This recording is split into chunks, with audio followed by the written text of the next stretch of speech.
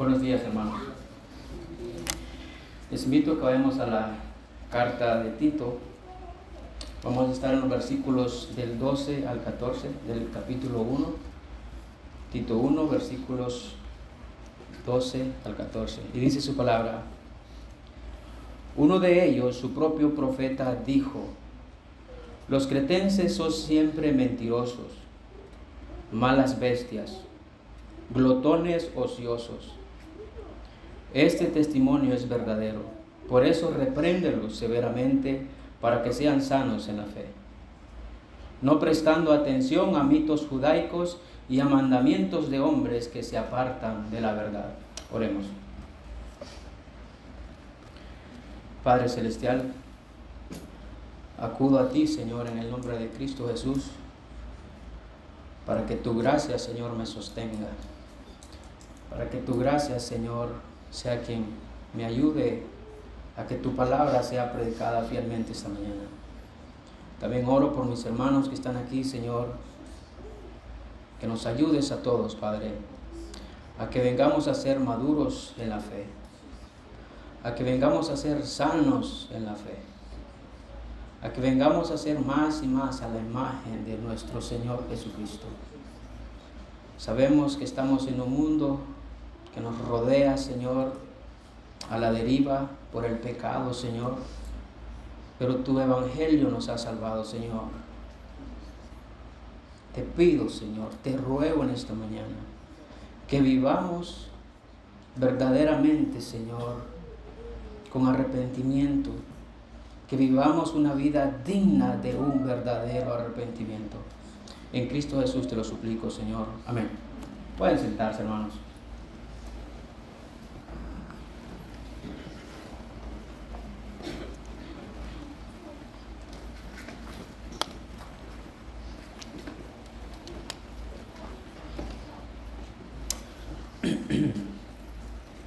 Hermanos, desde que el pecado entró al mundo, todo ha sido dañado, todo ha sido corrompido. La raza humana está caída, hermanos. Todo está afectado, toda la creación está afectada. Dice Romanos 8:22 que la creación entera aún gime y sufre dolores de parto hasta ahora. Por supuesto, hermanos, que un día habrán un cielo nuevo y una tierra nueva cuando nuestro Señor Jesucristo regrese. Pero desde que Adán pecó, nada de lo que se mira hoy es como en el principio. Nada es como en el jardín del Edén. Nada de lo que se mira hoy, aún siendo hermoso a nuestros ojos, no se compara como en el principio, hermanos. La maldad, el pecado sigue avanzando como un cáncer sin remedio hasta ahora. Los hombres, hermanos, ya no quieren ser hombres. Las mujeres odian el rol del cual Dios les ha dado. Los padres viven en el placer del entretenimiento. Los hijos creciendo rebeldes, sin respeto. Los ancianos, hermanos, gozan de jubilarse para darse una vida de lujo. Una nueva generación de jóvenes que son haraganes, viviendo en el placer del pecado rumbo al infierno, corriendo como ciegos al abismo. El pecado, hermano, no está restringido por los gobiernos, por el contrario, más bien ellos aprueban las leyes que van conforme al pecado. No quieren escuchar al único Dios vivo y verdadero. Los falsos maestros, los falsos cristianos por todas partes predicando y enseñando puras tonterías, engañando con sus artimañas a la gente. Y uno se preguntaría en medio de toda esta situación, ¿dónde están los cristianos? ¿Dónde están los cristianos? Los verdaderos cristianos. Porque recordemos que hay muchos que se llaman ser cristianos. ¿Dónde están los verdaderos cristianos? Bueno, los verdaderos cristianos, la minoría de ellos, escuche bien, la minoría de ellos están con los pies firmes, luchando siempre con la palabra. Ellos están firmes, escuchando siempre, luchando siempre por la palabra. Pero el resto viven probablemente como los demás. Ven y siguen al mundo, van en esa misma ola del mundo. Tal vez no van al mismo ritmo de ellos, pero sí están siendo arrastrados por ellos. Muchos dicen ser cristianos, pero sus vidas no dan evidencia alguna. Hermanos míos, la pregunta es, ¿qué diría un inconverso que nos ha visto antes de Cristo y hoy que ya somos cristianos? ¿Qué diría un familiar más cercano de nosotros que nos conoce desde tiempo? Si tuviéramos que preguntar en público, si tuviéramos que pasar a alguien en público y esa persona se le pidiera que diera ciertas características de usted, ¿qué diría? ¿Qué diría esta persona de usted? ¿O cuál fuera su reacción ante esta situación? Algunos a lo mejor, hermanos, caerían rostro a tierra, humillados, postrados y seguramente viniendo el arrepentimiento, reconociendo su pecado. Otros quisieran que la tierra en ese mismo momento seguramente se los trague. Otros literalmente corrieran y no regresarían otra vez a la iglesia. Pero otros se levantarían sus rostros firmes y se sentirían orgullosos de ellos mismos. Esa es la generación que nos rodea el día de hoy. Esa es la generación que nos rodea. Este era el caso en la isla de Creta, hermanos. Hombres y mujeres que se decían conocer a Dios, pero por sus hechos lo negaban. Esa era la situación. Punto número 1 esta mañana, hermanos, lo estaremos viendo en el versículo 12, por supuesto. El carácter. Punto número 1, el carácter. Recuerde de que Pablo le escribe esta carta a Tito. Tito se encuentra en Creta, justamente para que designara ancianos en cada ciudad, para que pusiese en orden lo que faltaba, lo que quedaba. Punto número 1, el carácter. Comienza el texto diciendo, uno de ellos, su propio profeta, dijo. Pausa ahí, hermanos, hay que aclarar esto. Este profeta, hermanos, que Pablo está citando aquí, no es un profeta enviado por Dios, hay que tener eso claro. Su nombre de tal hombre es Epiménides. Era un intelectual griego del siglo VI antes de Cristo que gozó de mucho prestigio y en sus tiempos antiguos fue considerado uno de los 7 grandes hombres sabios de Grecia. Y cuando Pablo le llama profeta, él claramente no se está refiriendo a este como un portavoz de Dios, como lo que era verdaderamente un Elías, un Jeremías, etc. Ellos sí eran profetas enviados por Dios. Solo que Pablo a este, hermanos, le llama así, acomodándose al uso popular de tal nombre en ese tiempo. Él era conocido por otros como profeta. Él era el profeta de los cretenses. Él era el profeta, el comunicador de los dioses de los cretenses. Bueno, este profeta, siendo él originario de esta isla, pues conocía muy bien a la gente. Si usted vive en un pueblo pequeño por muchos años, seguramente conocerá bien a la gente, conocerá sus tradiciones, sus problemas, cómo viven, su estilo de vida. Usted conocerá todo al respecto. Fue este entonces que dijo lo siguiente de su gente. Dice el texto, los cretenses son siempre mentirosos, malas bestias, glotones, ociosos. Esto es duro de escuchar, hermanos. Imagínense que uno de los suyos diga tremendas cosas de usted. Sí, hermanos, es muy duro, muy duro. Le dice mentirosos, malas bestias, glotones siempre. Y alguien pudiera decir, ¿verdad? Lo que ese profeta está diciendo es mentira.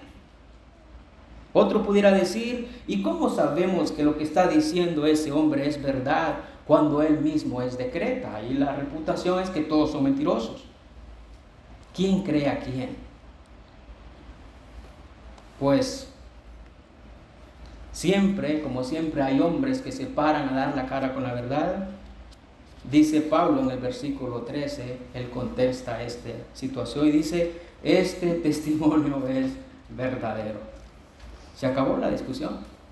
Este testimonio es verdadero. Pablo afirma la cita diciendo esto que su propio profeta dijo hace 600 años sigue siendo verdadero. Los cretenses no han cambiado.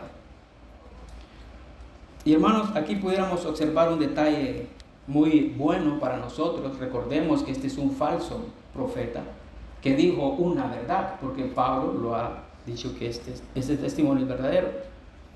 Vemos entonces que Pablo está citando a este profeta cretense, y esta es una cita que Pablo extrae de ese hombre cretense que fue dicho hace 600 años. Entonces, hermanos, cuando Pablo, y este es el detalle, cuando Pablo escribe eso bajo la dirección del Espíritu Santo, esa cita pasa a ser palabra de Dios. ¿Y cómo lo sabemos? Por lo que dice 2 de Timoteo 3:16, que dice que toda la Escritura es inspirada por Dios. Si Pablo no hubiese escrito eso bajo la dirección del Espíritu Santo, hermanos, eso hubiera quedado solo como un dicho en algún libro por allá. ¿Y quién creería si eso es cierto? Pero eso pasa a ser palabra de Dios. Ahora, esto no quiere decir, hermanos míos, que Pablo, por medio de esa cita, es que él puede conocer el carácter de los cretenses. No, por supuesto que no. Él lo ha venido diciendo, él ha visto la vida de ellos y también lo viene denunciando desde el versículo 10. Él entonces hace la afirmación de la cita y lo escribió bajo la dirección del Espíritu Santo, y eso pasó a ser palabra de Dios. Bueno, regresando al punto entonces, vemos que la cita en primer lugar, hermano, acusa a los cretenses de ser siempre mentirosos. Esto es muy importante. Es impresionante esa frase, hermanos, porque eso dice que ellos no eran algunas veces mentirosos, pero dice siempre mentirosos. Siempre mentirosos. Ellos vivían así, amaban vivir mintiendo, la mentira era parte de ellos, para todo mentían, ellos no conocían la verdad, no había verdad en ellos, excepto lo que su propio profeta dijo de esta frase. Y lo sabemos que es cierto porque Pablo así lo afirmaba. La tendencia de estos a mentir era una característica propia y frecuente de los cretenses. ¿Le puede bajar un poquito ahí? Gracias. Se dice que en comparación a otros pueblos, hermanos, los cretenses se destacaban por su tendencia habitual a decir falsedades, a exagerar todo el tiempo y a engañar a la gente. ¿Ha escuchado usted esas personas que cada vez que hablan exageran? Hacen un pescado chiquito que sacaron, lo hacen bien grande. Viven siempre rodeados de la mentira. Para todo exageran. Bueno, esto no era nada, ellos eran peores. Tan notorios eran los cretenses, hermanos míos, que dicen que los griegos, oiga bien, formaron un verbo de ellos, cretisein o cretensar, que significa mentir o robar. Así de mentirosos eran ellos. Este fue un verbo creado según como ellos, o por su estilo de vida. En segundo lugar, vemos que dice el texto que los cretenses también tenían una reputación de malas bestias, dice el texto. La idea de esto, hermanos, es que estos habitantes de esta isla se comportaban como animales salvajes. Esa es la idea. No solo mienten, pero se comportan como animales. Algunos comentaristas presuponen que la frase malas bestias se refiere al carácter violento y salvaje de los animales sin domesticar. Imagínense. Una mala bestia es aquella que no se deja domar. Por muchos riendazos que usted le dé o por muy bien que la trata, no se deja domar de ninguna manera, porque es salvaje. Un burro, un caballo, una mula, una bestia del monte que no se deja domar, hermanos, por naturaleza, lo patea, lo muerde, lo avienta, lo tumba. ¿Por qué? Porque son rebeldes. Son bestias brutas, hacen todo por su naturaleza rebelde. Son indomables, hacen lo que quieren nomás. Un dato muy curioso dice que Creta era conocida en el mundo antiguo como el lugar sin animales salvajes. Al parecer los animales salvajes verdaderos eran los mismos habitantes de esta isla. Eran tremendas bestias brutas. Así es descrito el carácter salvaje y cruel de estos cretenses en el tiempo de Pablo y Tito. Tales personas son maliciosas todo el tiempo, son lobos rapaces. En tercer lugar, dice, hermanos, son llamados glotones ociosos. Esto literalmente se diría que son panzas holgazanas. ¿Y qué hace un holgazán, hermanos? Pues nada. Un holgazán no hace nada, solo come, viven para comer, no les gusta trabajar, son unos haraganes. Les gustan las cosas fáciles, son transeros, son ladrones, no les gusta trabajar, viven para comer y beber y se dedican a la sensualidad incontrolable. ¿No les suena esto parecido, hermanos, a los tiempos de hoy? Parece que viviéramos en Creta, así como va la sociedad hoy en día. La generación que nos rodea, hermanos, está rumbo al infierno de la manera en cómo están viviendo. Cuando el corazón del hombre no ha sido transformado por el Evangelio, ese es el estilo de vida que se puede llevar. Los cretenses estaban así. Son perezosos en cuanto a toda buena obra. Son personas que viven solo para sus placeres, sus apetitos. El Dios de ellos es su barriga. Romanos 16, 17 y 18 les dice Pablo ahí a los hermanos: yo os ruego, hermanos, dice Pablo, que vigiléis a los que causan disensiones y tropiezos contra las enseñanzas que vosotros aprendisteis y que os apartéis de ellos. Versículo 18. ¿Por qué? Porque tales son esclavos, no de Cristo nuestro Señor, sino de sus propios apetitos. Y por medio de palabras suaves y lisonjeras engañan los corazones de los ingenuos. Pablo, hermano, les ruega a que vigilen siempre a estas personas que causan desacuerdos, que son de piedra de tropiezo contra las enseñanzas que ellos ya habían aprendido. Pablo les ruega a los hermanos que se aparten de ellos, porque los tales dicen ser esclavos, y hace una definición bien clara ahí, dice, no de Cristo nuestro Señor, no de Cristo nuestro Señor, sino de sus propios apetitos. Son glotones, haraganes. Y sigue diciendo, y por medio de palabras suaves y lisonjeras engañan. Son falsos que hablan palabras que agradan a sus oídos, que dicen frases que deleitan el oído del hombre. Vive tu mejor vida ahora. ¿No es una frase muy conocida? Vive los sueños de tu vida. Disfruta la vida al cual solo es una. Tú trabajas fuerte, te mereces disfrutar la vida. En otras palabras, hagamos tesoros aquí en la tierra. Huya de ellos. Huya de ellos. No los escuche. Mire lo que le dice Pablo a los filipenses, tratándose de lo mismo. Porque muchos andan como os he dicho muchas veces. El tema ya se había tratado. Y ahora os lo digo aún llorando, dice el apóstol Pablo, que son enemigos de la cruz de Cristo, cuyo fin es perdición, cuyo Dios es su apetito y cuya gloria es su vergüenza, los cuales piensan solo en las cosas terrenales. Estos piensan y enseñan cosas terrenales. Sus mentes y sus tesoros están aquí en la tierra. Mateo 6, 19, 21 nos dice, nuestro Señor Jesucristo en sus propias palabras dice, no acumulen para sí tesoros en la tierra, donde la polilla y el óxido destruyen, y donde los ladrones se meten a robar. Más bien, acumulen para sí tesoros en el cielo, donde ni la polilla ni el óxido corcomen, ni los ladrones se meten a robar. Porque donde esté tu tesoro, ahí estará también tu corazón. ¿Dónde estaba el corazón de estos falsos? El texto es claro.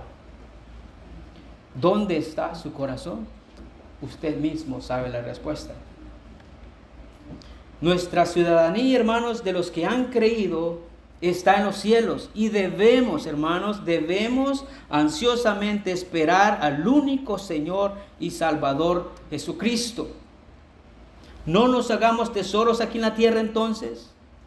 No pensemos como los falsos. No les escuchemos. No les prestemos atención. Concentrémonos en vivir para la gloria de nuestro Señor Jesucristo aquí en la tierra, mientras tanto Él viene por usted. Los enemigos de la cruz de Cristo viven así, pero tú, mi hermano, que has creído el Evangelio, no puedes vivir así. De ellos se espera, de ellos se entiende, pero no de tú que has confesado una fe en público. ¿Me están entendiendo? Los cretenses vivían así. Vivían en la mentira, eran rebeldes, eran malas bestias, eran glotones ociosos, eran holgazanes, haraganes, golosos, sensuales. Esto es duro, hermanos. Son frases duras, difíciles de creer, pero Pablo dice, este testimonio es verdadero. O sea, que es posible que una persona viva así, pues.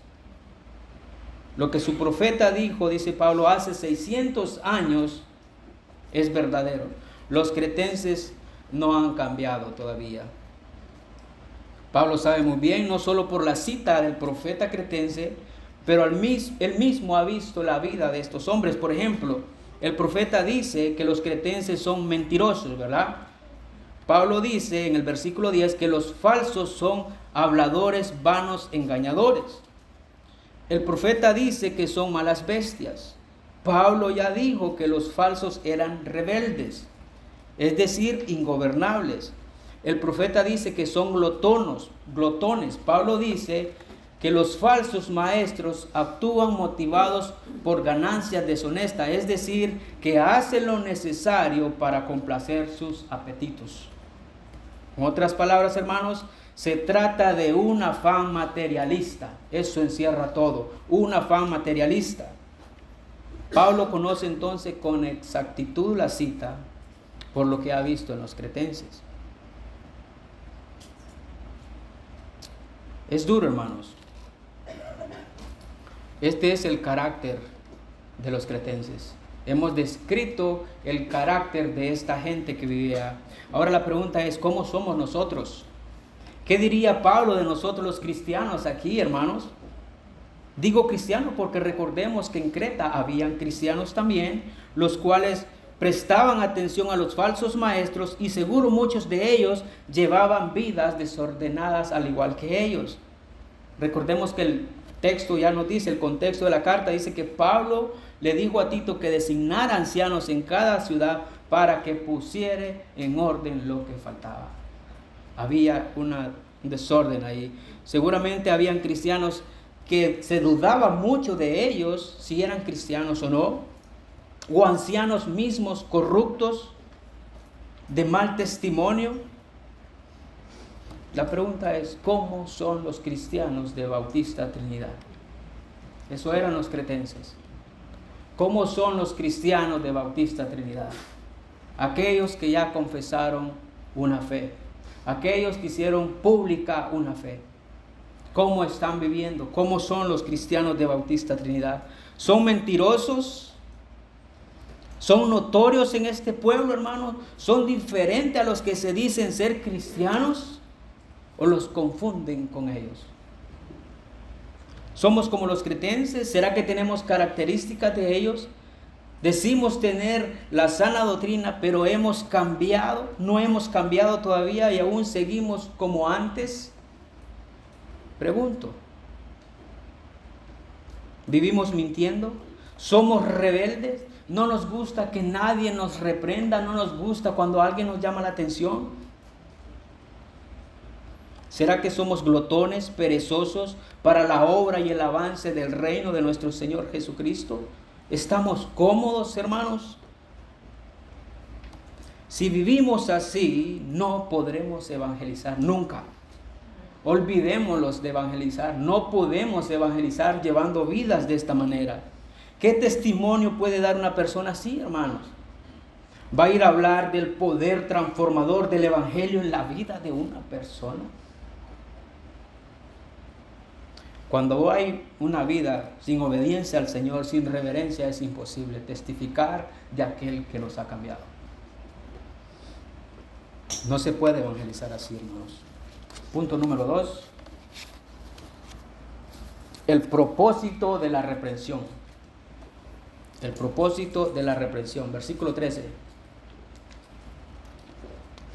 Dice, este testimonio es verdadero. Por eso repréndelos severamente, dice Pablo, para que sean sanos en la fe. ¿Qué debe de hacer el líder espiritual, el cristiano maduro? En medio de esta situación, Pablo contesta, dice, repréndelos severamente. Otras traducciones dicen duramente. La pregunta es, ¿a quién? ¿A quién hay que reprender aquí? Bueno, se deben de reprender a los propagadores del error, a los falsos maestros que enseñan mentiras y a sus seguidores, los falsos cristianos, y también a los cristianos inmaduros que vivían escuchando a los falsos de ese tiempo. Todos deben de ser reprendidos duramente. Ahora, hermanos, quiero que notemos algo que el texto no nos dice. Es muy importante ver esta parte. El texto no dice, deséchalos. El texto no dice, ódialos. No dice, deséale lo peor. No, hermanos, el texto no nos dice eso. Tampoco Pablo no le dice a Tito, ¿sabes qué? No vale la pena seguir predicando aquí en esta isla. Creo que nos equivocamos al pensar de venir a evangelizar aquí. Abandonémonos, son inútiles, son bestias brutas. ¿Cómo puede ser que puedan cambiar? Ven su estilo de vida. ¿No le ha pasado eso cuando uno ve a alguien pues llevando una vida de mal testimonio? Uno dice, no creo que se cambie. Muchas veces pecamos de esta manera, pero no, hermanos, el texto no nos dice eso. Por muy desesperanzador, escuche bien, por muy desesperanzador que sea el panorama, por muy malvados que sean todos en esta isla, Pablo sabe muy bien que la gracia de Dios y el poder transformador del Evangelio son mayores, y que este Evangelio puede transformar personas mentirosas, rebeldes, en hijos de Dios. Muy hermoso, hermanos. Pablo tiene bien claro, hermanos, que el Evangelio es poder de Dios para salvación, y él no se avergüenza de ello. ¿Cuánto, hermano, nos cuesta creer estas grandes verdades? Sí, es cierto que la sociedad en la que vivimos va a la deriva, está corrompida, está rumbo al infierno, están perdidos. Pero nosotros, hermanos, escuche bien, pero nosotros tenemos el Evangelio glorioso que nos ha salvado. Nosotros tenemos el Evangelio, hermanos. ¿O acaso nos avergonzamos del Evangelio? ¿O no lo hemos creído? Por eso tampoco podemos testificar a otro del Evangelio.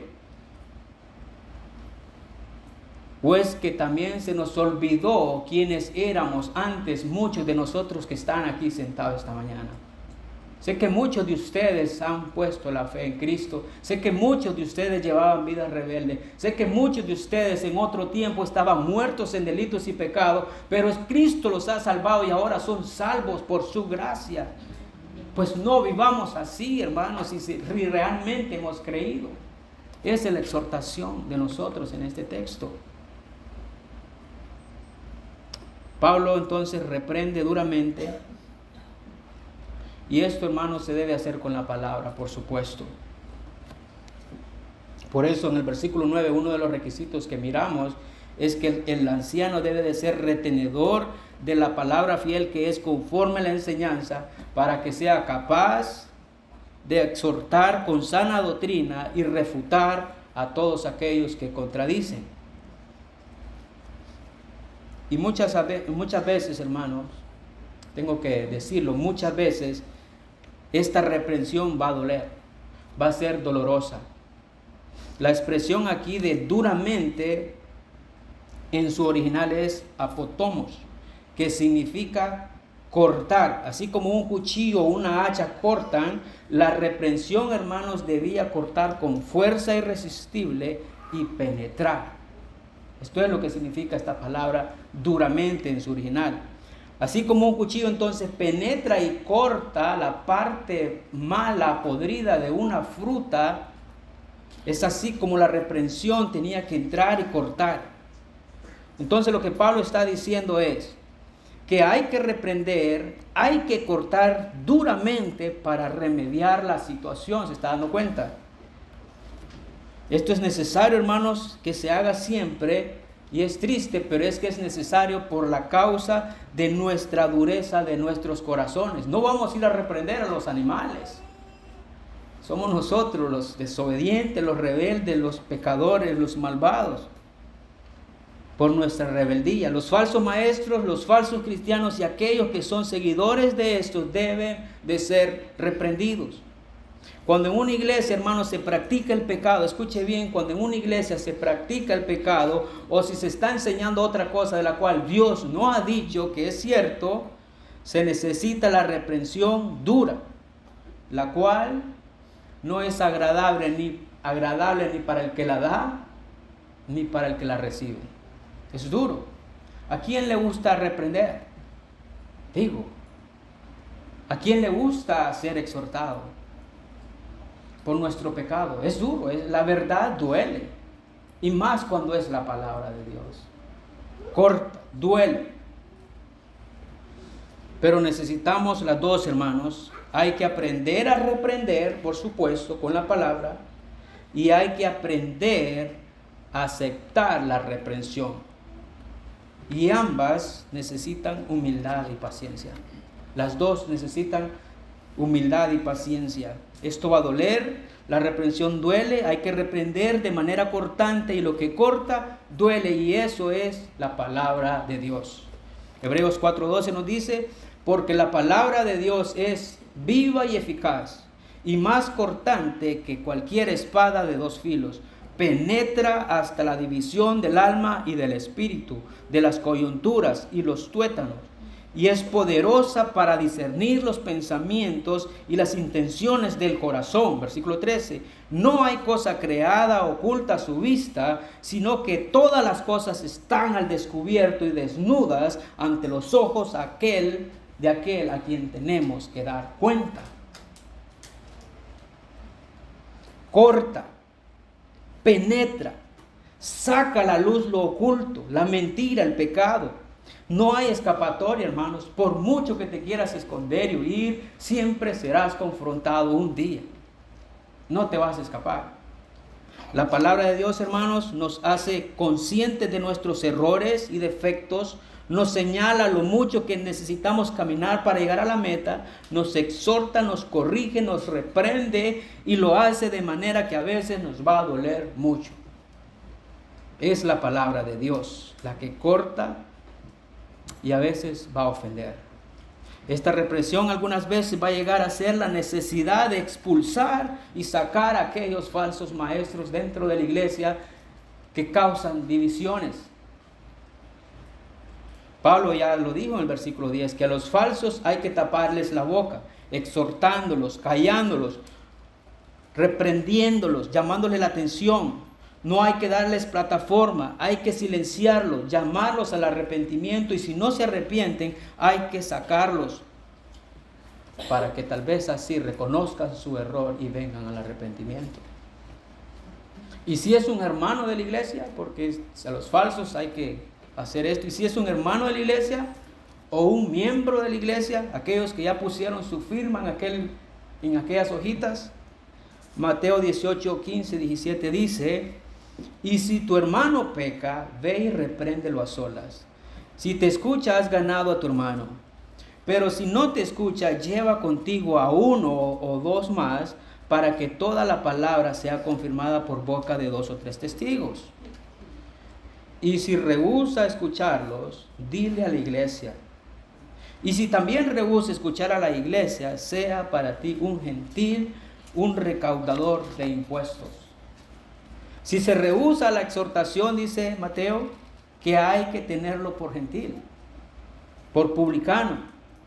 Hay que sacarlo de la comunión de los hermanos, porque tal vez así se arrepiente. Esto es duro, hermanos.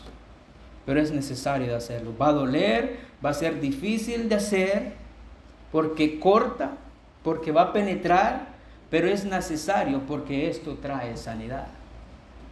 Lo malo hay que cortarlo. No pienso yo de que las madres, las mujeres y aquellos hombres que de vez en cuando cocinamos un huevo, cuando tenemos un tomate y se está podrido, no creo yo que vamos a picarlo todo y lo vamos a echar así a la olla, a que se revuelva todo. Creo que hasta un niño sabe de que hay que cortarlo, hay que sacarlo, para que no dañe lo demás. En este caso es una fruta, una manzana, está perdido esa parte, pero aquel que es cortado, vaya a hacer que por causa de esto se arrepienta y venga la fe. Venga la fe. Hay que decir también, hermanos, y esto es muy bueno de saber, que uno no debe también de ser motivado a la reprensión por la dureza de nuestro corazón. Personas que les gusta solo estar reprendiendo por la dureza de nuestro corazón, hermanos. Porque soy enojón, porque todo me gusta así, porque todo me molesta. No, hermano, no debe de ser así. El pastor, el anciano que es motivado por la dureza de su corazón, tiene un serio problema personal. Necesita arrepentirse, necesita pedirle perdón a Dios y necesita dejar su orgullo para no seguir pecando de tal manera. La reprensión dura, hermanos, no será característica de todo sermón, pero escuche bien, al mismo tiempo, si nunca se ejerce la reprensión, quizás es porque toda prédica solamente dice lo que su congregación quiere escuchar. Es una línea bien fina donde el anciano debe de meditar cuál es su intención o con qué propósito hace la reprensión.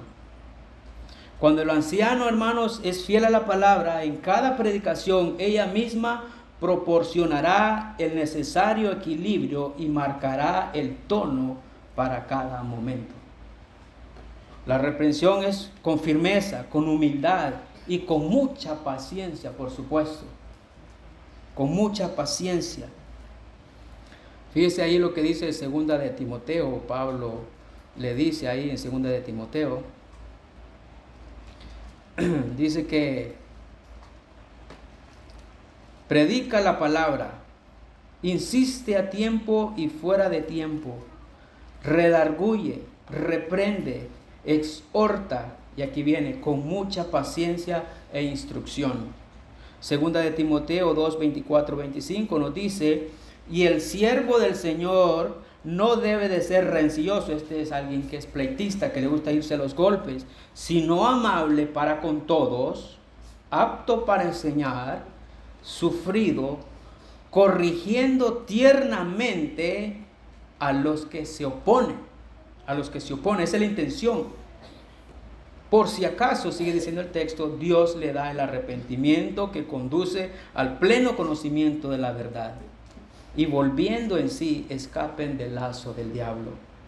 Aquí vemos, hermanos, que Pablo se caracterizaba por su paciencia extraordinaria. Él tenía mucha paciencia. El pastor MacArthur comenta, y cito, el espíritu de bondad y humildad que caracterizó a Pablo debería caracterizar a todo líder en la iglesia de Cristo, como caracterizó a perfección al Señor mismo en su encarnación. De hecho, dice, todos los creyentes deben tener en ellos mismos este sentir que hubo también en Cristo Jesús, el cual, siendo en forma de Dios, no estimó el ser igual a Dios como cosa que aferrarse, sino que se despojó a sí mismo, tomando forma de siervo, hecho semejante a los hombres, y estando en condición de hombre, se humilló a sí mismo, haciéndose obediente hasta la muerte y muerte de cruz. Filipenses 2, 5, 8.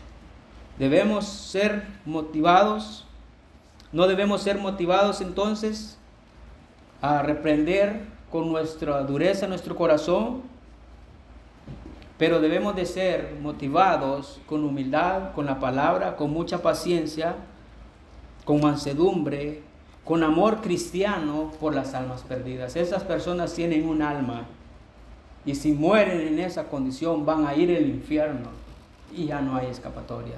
Cuando pensamos en esto, lo que a esa persona le espera, pues creo que debe de haber un amor cristiano con la palabra, no de emociones nuestras, para que esa persona se arrepienta.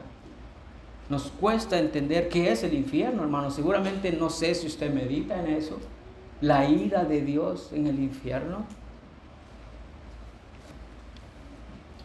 Tito entonces, hermanos, no debía condenar a los hombres, sino procurar la corrección de su error doctrinal y su pecaminosidad personal. Termina el texto ahí diciendo, para que sean sanos en la fe. Versículo 13, termina diciendo, para que sean sanos en la fe. ¿Cuál es el propósito de la reprensión?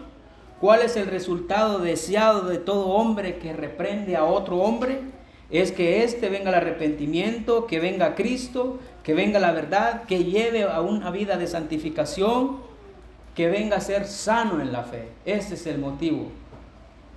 La idea aquí que alguien es que está enfermo y viene a ser sanado, hermanos. Un cirujano, por ejemplo, del alma, cuando corta, es solo para lograr una curación, no para matar al paciente. Una de las finalidades que Tito y los ancianos debían de perseguir en la iglesia de Creta era la sanidad espiritual de los creyentes y de todos aquellos que se oponen a la verdad. Esta debe de ser la meta, hermanos, entonces, y el deseo de los ancianos, la sanidad de los creyentes, el arrepentimiento de los falsos. ¿Cómo se logra esto? ¿Cómo se hace esto? Con la enseñanza que produce de la boca de Dios, la sana doctrina, su palabra predicada por hombres que están dentro del marco calificado de los requisitos que ya vimos en los versículos 6 al 9. Uno de los requisitos del anciano es saber exhortar con sana enseñanza, versículo 9. Un hombre que sea capaz de exhortar con sana doctrina, pues. En una iglesia, hermanos, viene a ser sanos todos los enfermos cuando se predica la sana doctrina. No hay otro remedio.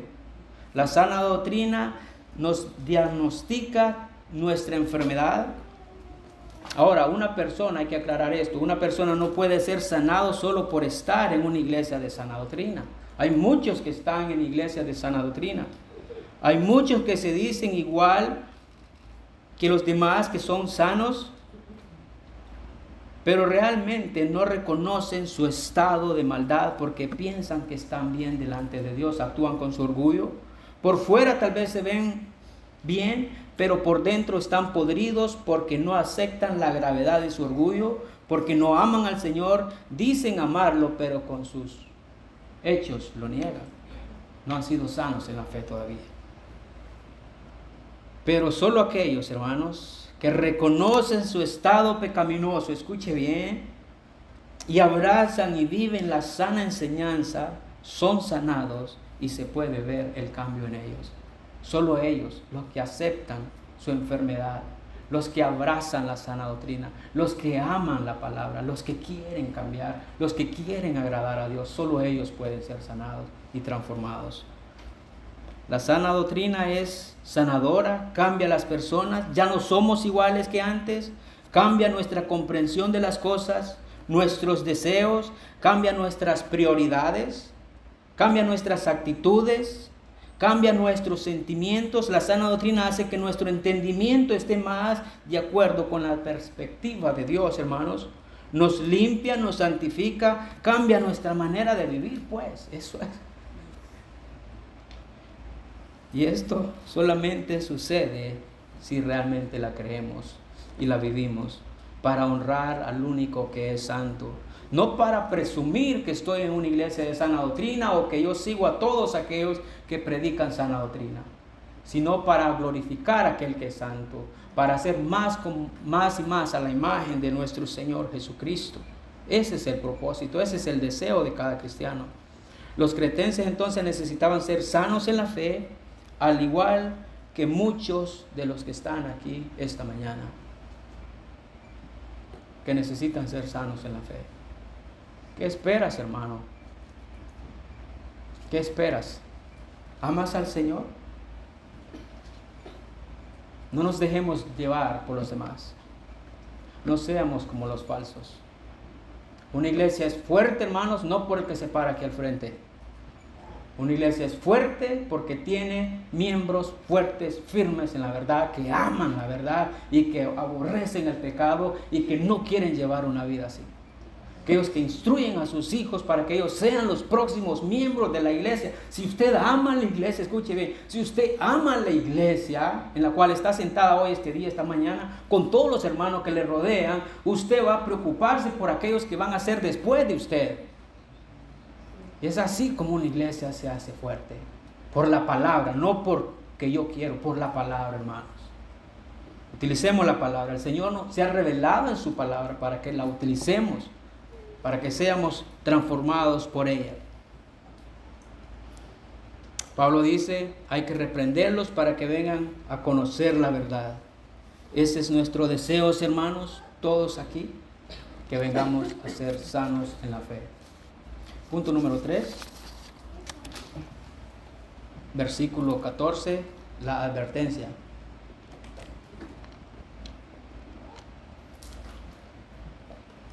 Dice, no prestando atención a mitos judaicos y a mandamientos de hombres que se apartan de la verdad.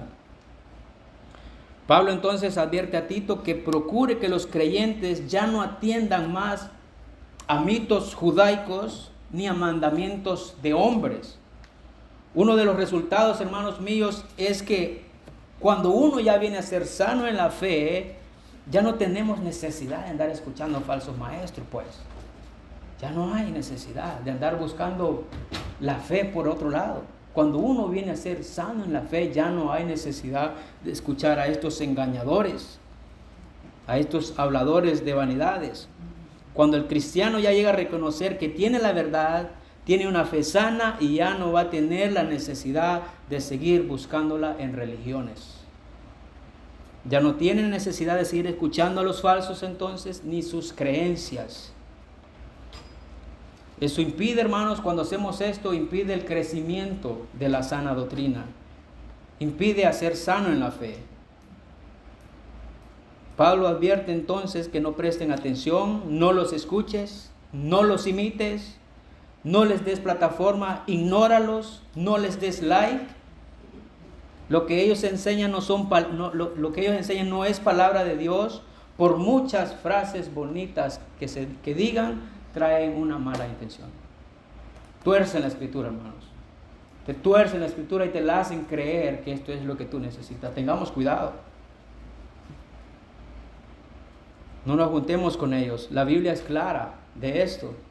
Segunda de Corintios 6, 14 y 18 nos advierte. De hecho, Pablo aquí estableció esto con firmeza ahí a los corintios y les dice, no estéis desunidos en yugo desigual. No estés unidos en yugo desigual, con los incrédulos, pues, ¿qué asociación tiene la justicia y la iniquidad? ¿O qué comunión la luz con las tinieblas? Este mandato, hermanos, aquí de no asociarse con los incrédulos se da en el contexto de asuntos religiosos y espirituales. En ese contexto es donde se da. Solo cosas malas pueden ganarse mediante la comunión con aquellos que enseñan y practican una religión falsa. No se aprende nada bueno de ellos. Y esto era lo preciso entonces, lo que estaba pasando en las iglesias ahí en Corintio. Prestaban atención a todos estos incrédulos y también tenían asociación, comunión con ellos. Y Pablo le dice a Tito, debes de procurar aquí en los cretenses que ellos no deberían de ser así. No tenían que tener comunión con esto. Cuando ya vienes a ser sano en la fe, ya no tienes que andar con ellos, viviendo como ellos. No pierdas tu tiempo ahí. Cuando uno hace esto, hermanos, prestar atención a estos, pierde la fuerza de la sana doctrina. Es otra cosa también, que no podemos crecer como iglesia si muchos de aquí están escuchando falsa enseñanza, doctrina que no sana. No hay manera de crecer así. Estos mitos judaicos eran enseñados por los mismos judíos falsos de ese tiempo. Estos mitos, hermanos, eran cuentos, eran leyendas, eran tradiciones acerca de personajes de la historia bíblica, y algunos pretendían involucrar este tipo de enseñanzas a la fe cristiana. No podemos anexar a la fe cristiana, hermanos míos, cuentos, historias, cosas místicas, ritos que a lo mejor crecimos en ellos, muchos de nosotros, pero nada de eso es bíblico. Esto es lo que hace la sana doctrina. Te aviva de esas cosas. Tu fe ya no está en esas cosas místicas. Los judíos también, hermanos, tenían sus cosas ficticias que tradicionalmente arrastraban de generación en generación. Lo que les enseñamos ahora a nuestros hijos es lo que ellos van a arrastrar en el futuro. Por eso muchos de nosotros practicábamos ciertas cosas. Así fuimos instruidos, enseñados. Pero hasta que llega el Evangelio, hasta que llega la sana doctrina y tú la crees y la abrazas, esas cosas se caen, hermano. Se caen solitas.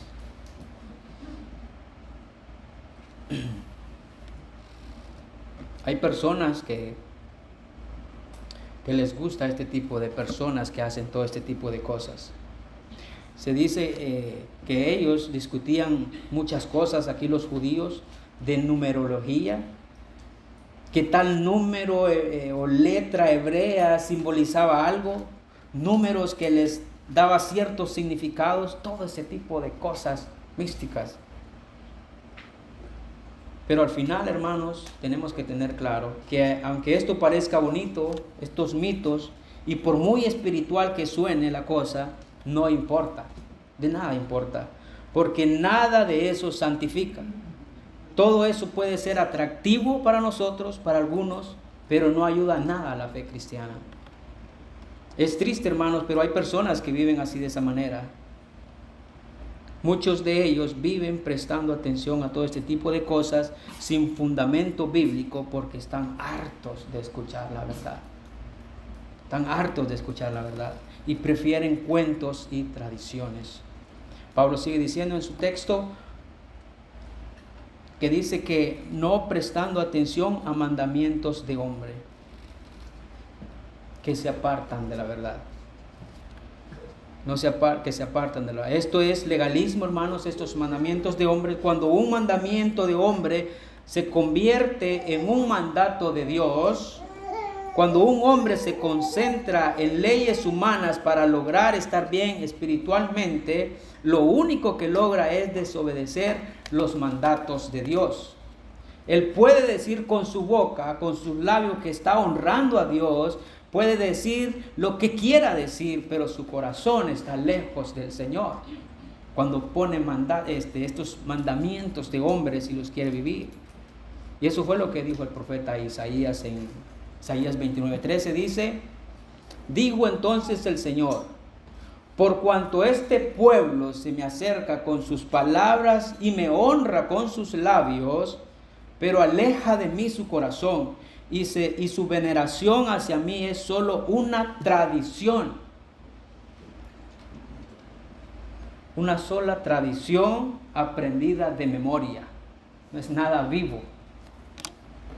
Ellos querían agradar a Dios con sus tradiciones, con sus palabras, con sus tradiciones aprendidas de generación en generación, pero estaban lejos de agradar a Dios porque se habían descarriado de esta manera. Su fe estaba en las cosas que otros hombres enseñaban, en tradiciones, y esto nunca iba a honrar al Señor de esta manera. Por eso el Señor Jesucristo les cita este mismo pasaje a aquel grupo de fariseos y escribas, intérpretes y maestros de la ley que se apartaron de los mandatos de Dios en Mateo 7:1-9. Estos hombres, hermanos, acusaban a los discípulos de Jesús de tomar el pan con manos inmundas, es decir, sin lavarse las manos, pues. No es que era cierto que los discípulos no se lavaban las manos para tomar el pan, sino que ellos no hacían como la tradición ceremonial de los fariseos decía. El lavado que ellos hacían por su tradición no tenía nada que ver con limpiar las manos inmundas. las manos sucias, sino que era un enjuague ceremonial, era un rito pues. Al parecer este rito, hermanos, de enjuague de los fariseos tenía que ver alguien que ponía agua sobre las manos de otra persona y los dedos de esta persona tenían que estar apuntando hacia arriba, mirando hacia arriba, y aquel ponía agua y hasta que corría por toda su muñeca de su mano. Luego tenía que hacer la misma práctica pero del otro lado. Y una vez que también se rociaba con agua, tenía que lavarse de esta manera. Tenía que frotar su mano, su puño de esta manera. Y esto era lo que los discípulos de Jesús no hacían. Por eso ellos decían y los acusaban de que ellos no se lavaban las manos, solo era algo tradicional. Los fariseos practicaban estos ritos creyendo en sí que esto los iba a acercar a Dios, a honrar al Señor, como si ese enjuague, hermanos, les causaba alguna pureza espiritual, pero sus corazones realmente estaban podridos, estaban alejados del Señor. Dice entonces ahí en Marcos, voy a leer el texto ahora, Marcos 7, 1, 9. Dice nuestro Señor Jesucristo a los fariseos y algunos de los escribas que habían venido de Jerusalén se reunieron alrededor de él y vieron que algunos de sus discípulos comían el pan con manos inmundas, es decir, sin lavar. Porque los fariseos y todos los judíos no comen a menos de que se laven las manos cuidadosamente, observando así la tradición de los ancianos. Y cuando vuelven de la plaza, no comen a menos de que se laven. Y hay muchas otras cosas que han recibido para observarlas, como el lavamiento de los vasos, de los cántaros y de las vasijas de cobre. Entonces los fariseos y los escribas le preguntaron a Jesús: ¿por qué tus discípulos no andan conforme a la tradición de los ancianos, sino que comen con manos inmundas? Y él les dijo: bien profetizó de ustedes Isaías, hipócritas, como está escrito: este pueblo con los labios me honra, pero su corazón está muy lejos de mí. Mas en vano me rinden culto, enseñando como doctrinas preceptos de hombres. Ahí está. Dejando el mandamiento de Dios, os aferráis a las tradiciones de los hombres. También les decía: astutamente violáis el mandamiento de Dios para guardar vuestras tradiciones. Esto era lo que ellos hacían, hermanos. Estas personas estaban apartadas del Señor, era un legalismo, hermanos. El legalismo muchas veces suena muy atractivo para nuestro orgullo. Porque si usted hace tal cosa bien, usted piensa de que merece el favor del Señor. Eso es lo que hace el legalismo, los mandamientos de hombres. Cualquiera pudiera dejar de comer tal cosa para decir de que está bien delante del Señor. Cualquiera puede decir: voy a dejar de hacer esto para estar bien delante del Señor. Eso lo único que hace es apartarnos del Señor. Eso es lo que hace el legalismo, hermanos. Los mandamientos de hombres no nos salvan, nos santifican. Dios es el que santifica solamente por su palabra. Juan 17:17, Jesús ahí mismo orando al Padre por aquellos suyos, le dijo: santifícalos en tu verdad, tu palabra es verdad. Los mandamientos de hombre no te santifican, hermano, la palabra de Dios es la que te santifica. Los mandamientos de hombre no te salvan de la condenación, de la ira del Señor, pero solo Cristo es el que te salva. Él dijo: yo soy el camino, la verdad y la vida, y nadie viene al Padre si no soy yo el que lo trae. Dios salva por medio de su Hijo. Él lo hizo todo, Él pagó el precio, Él cumplió lo que tú y yo nunca íbamos a poder cumplir. Somos salvos por las obras, pero no las tuyas, no las tuyas. Solo por las obras de nuestro Señor y Salvador Jesucristo es que usted puede ser salvo. No por tradiciones, no por ningún mandamiento, hermano, de hombre. Somos salvos por gracia y por medio de la fe. Y punto. Se acabó. Efesios 2:8 dice, porque por gracia habéis sido salvados por medio de la fe. Y esto, dice, me encanta esta parte, y no de vosotros, sino que es un don de Dios. La salvación es un regalo inmerecido, pero Dios le plació salvarte no por lo bueno que usted es o por lo que usted hace, sino por su bondad y por su misericordia, hermanos. Es muy hermoso. El judaísmo entonces de ese primer siglo se caracterizaba por miles de leyes y reglas que supuestamente constituían el camino de la santidad, pero no era cierto, hermanos, no era cierto. Pablo entonces termina ahí diciendo que no presten atención a estos hombres que se apartan de la verdad. No los escuches más, hermanos, aléjate de ellos. Esto indica, hermanos, que estos hombres en Creta fueron expuestos a la verdad y reconocieron en un tiempo pasado la verdad, escucharon la verdad, pero después la rechazaron en favor de mitos y tradiciones inspiradas por Satanás y fabricadas por los hombres.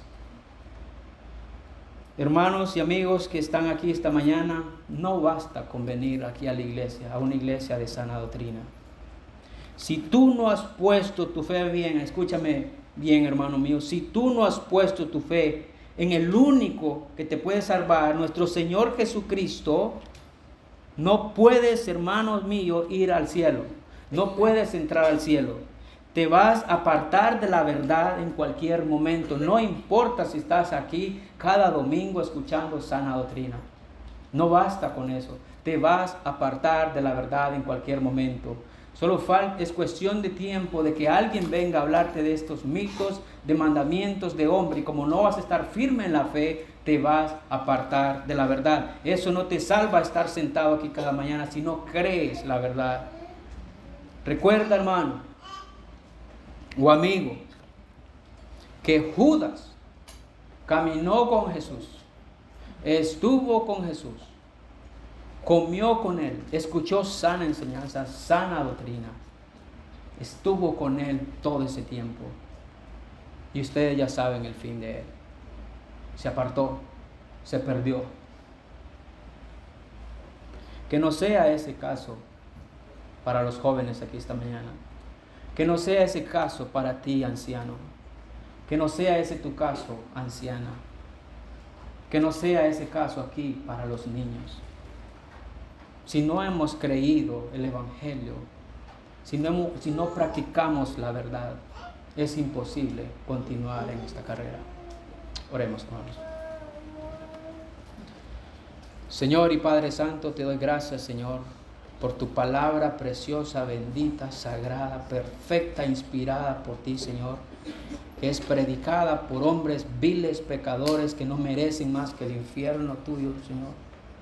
Pero a ti te ha placido, Señor, revelarnos tu palabra, Señor, tu carácter, tu manera, tu santidad, para que podamos conocerte, para que podamos venir a Cristo, para que podamos ser transformados, para que vivamos la sana doctrina, para que seamos transformados, para que nuestro testimonio, Señor, por causa de nuestro testimonio rebelde, los de afuera, Señor, no blasfemen tu nombre.